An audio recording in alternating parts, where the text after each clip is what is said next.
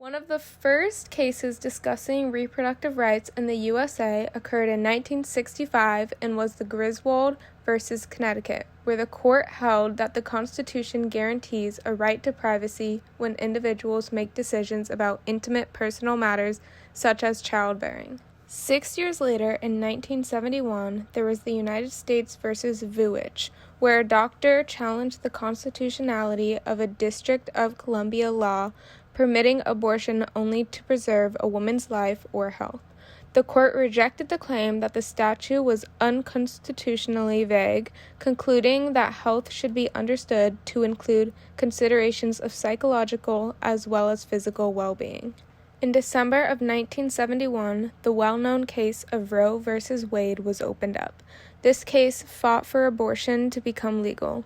It was later re-argued on October 11, 1972, and a decision was ultimately made on January 22, 1973.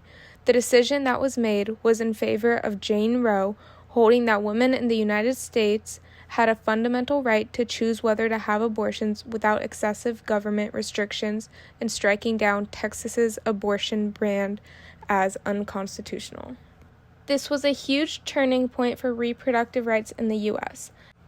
However, even after this case, funds for abortion remained a contested issue in many states, and federal funds have been banned to be used on abortion unless the pregnancy resulted from rape or incest or the woman is in danger.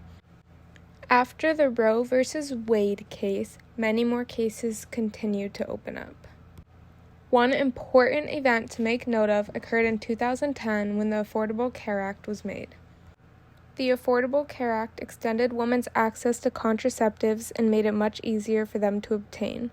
Other than the individual mandate penalty repeal and the repeal of a few of the ACA's taxes, including the Cadillac tax, the Affordable Care Act is still fully in effect to this day. In 2013 and 2014, legislators began making it more difficult for women to obtain abortions, and bills were passed stating that women were required to obtain an ultrasound before having an abortion.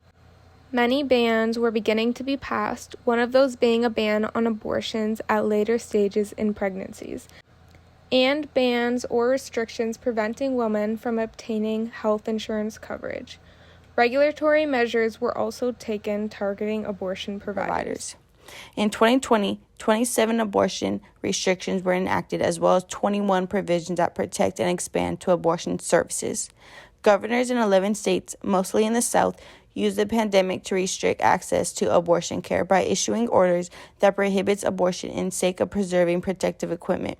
This was quickly prohibited in most states since abortion care requires little or no protective equipment and is essential to individuals' health. Tennessee enacted the most comprehensive legislation by banning abortion as early as 6 weeks.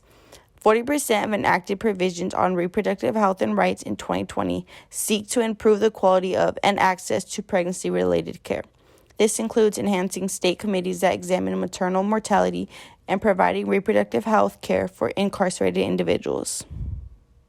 In Great Britain, abortions were illegal until the Abortion Act of 1967, which allowed women to get abortions within the first 28 weeks, which was reduced to 24 weeks in 1990.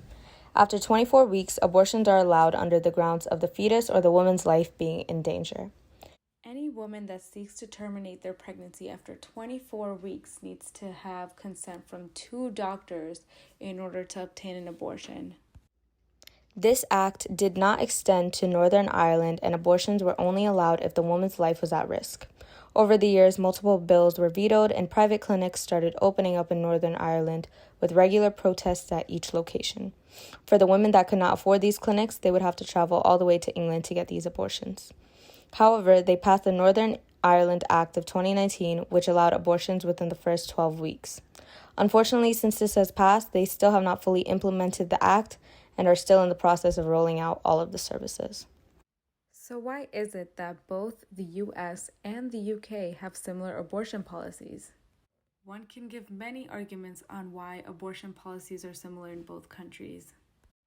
Historically, even after the US gained their independence from UK, they kept a majority of UK's practices within their society.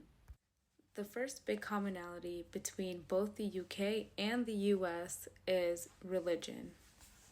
The predominant religion within both of these countries is Christianity. And with Christianity, the fundamental belief is that a child is a gift from God, and abortion is going against God's wishes for you, ultimately going against Christianity as a whole.